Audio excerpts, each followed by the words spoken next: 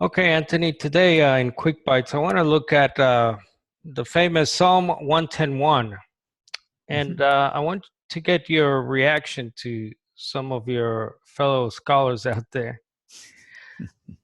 So a lot of books, commentaries on Psalm 110 say this sort of stuff. Encyclopedia Americana says that Psalm 110:1 is really Yahweh talking to Adonai. So that's Encyclopedia Americana 1949. And also I was amazed to find in Baker Encyclopedia of Christian Apologetics by the famous Geisler. Norman Geisler, yes. He uses as a proof text for the Trinity, and he says that at times they, that is the persons in the Trinity, speak to one another. The Lord Yahweh speaks to my Lord Adonai. Now, I was also struck when I found a quote by the famous Edwin Abbott in his Johannine Grammar. When he's looking at the text in John 20:28, he says that the Lord cannot mean Jehovah. He says that the formulation, my Jehovah, would be an unheard of monstrosity. Yeah, that's my Lord, Carlos.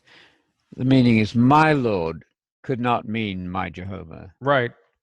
Why would that be so? Why is it that the Hebrew text as it is, Yahweh says to Adoni or Adonai, why can it not be Adonai like a lot of Christian evangelicals out there? Why can it not be? Well, it just isn't. I mean, it's not that difficult. The Hebrew text in Psalm 110:1 reads, Yahweh, that's the divine name, gives an oracle to my Lord. And the Hebrew word there is Adoni, quite expressly. There's a vast difference between Adoni, which is never God, and Adonai, which is always the Lord God.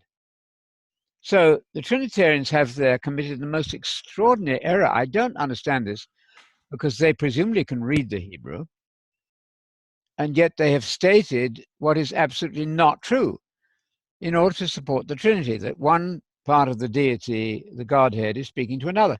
That is flatly impossible on the Hebrew text. It must be one of the most miraculous misinformation data in all commentary, or much of it, where you actually state that the Hebrew word is X and when it's actually Y. And the difference is between God and man. So the Hebrew text does not read Adonai there. If it did, you'd have Yahweh speaking to another one who is Yahweh, Adonai, Lord God. That's just impossible. I wish people would descend upon these good sources and ask them very politely and in a restrained manner, that is, Adoni, to my Lord, not Adonai. MacArthur, in his study Bible, tells us when he's commenting on this in the New Testament, and this verse, of course, is quoted in all three synoptic Gospels as a proof text. It's an umbrella text over the whole New Testament. MacArthur says that the second Lord there is the word that the Jews used to describe God. It's just flat out false. But it's not a matter of opinion. It's a matter of fact. It's not a matter of interpretation. It's a matter of misstating the facts on an issue, which is the difference between God and man. So please look at your Hebrew text, examine 195 occurrences, that's all of them, of the word Adoni. Never once does Adoni mean God. It can mean an angel about 4 or 5 times. Adoni can be my Lord the angel, but it is the way of distinguishing God from man. So Psalm 110:1 deliberately and precisely, and with the enormous emphasis it has across the New Testament, tells us that the second Lord there is not God.